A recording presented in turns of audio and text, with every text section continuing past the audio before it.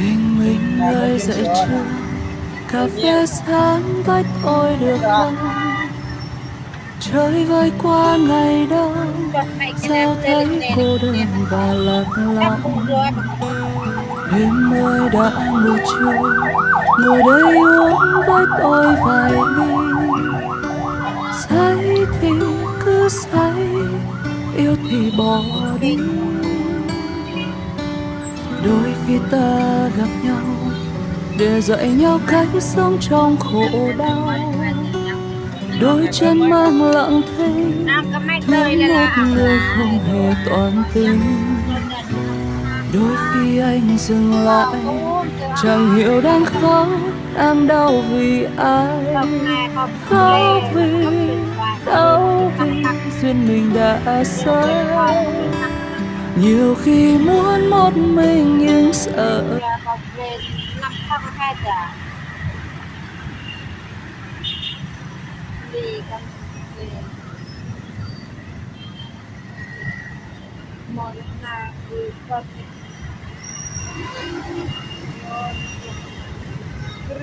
một sức khỏe, sức khỏe.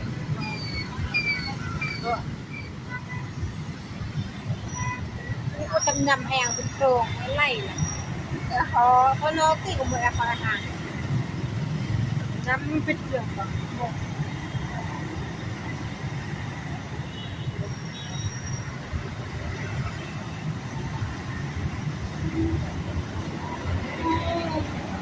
em có số em mua rồi chú số của anh rồi ở chú anh với em số của anh rồi đây có cam không không mua em mua hồi nãy mua hết 3 tờ rồi đấy.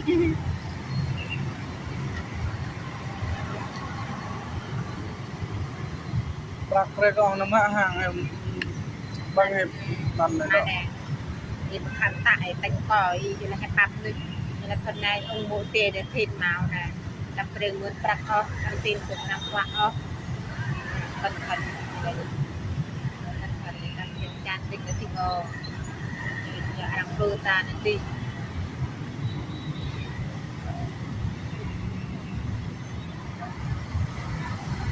màu thịt bộ tiền được cua nhưng mà thịt là lúc đầu nhất màu nó chưa được màu thịt